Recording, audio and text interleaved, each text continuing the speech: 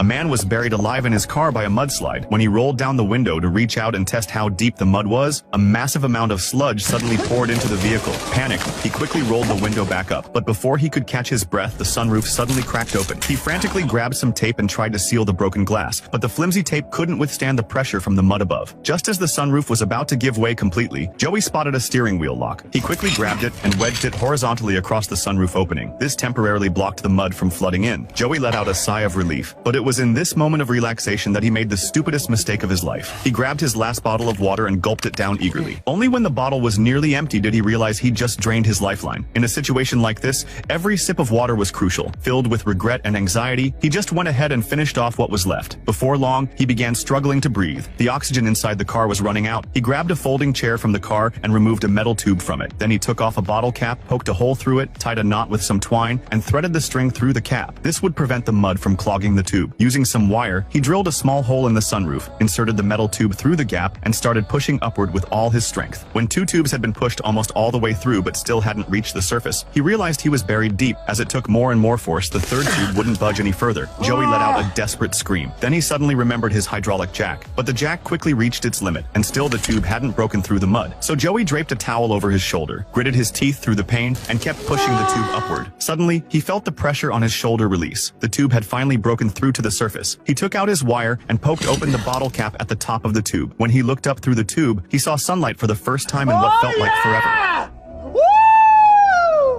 He greedily sucked in a few breaths of fresh air, then started screaming for help. But after shouting for a long time, there was no response. Then he had an idea. He quickly rolled up an old newspaper into a tight cylinder, held it up to the tube opening, and lit it with a match. As he continued yelling, he let the smoke rise through the tube, praying someone would see it. But he'd overlooked one fatal mistake: lighting a fire in an enclosed space. If you were in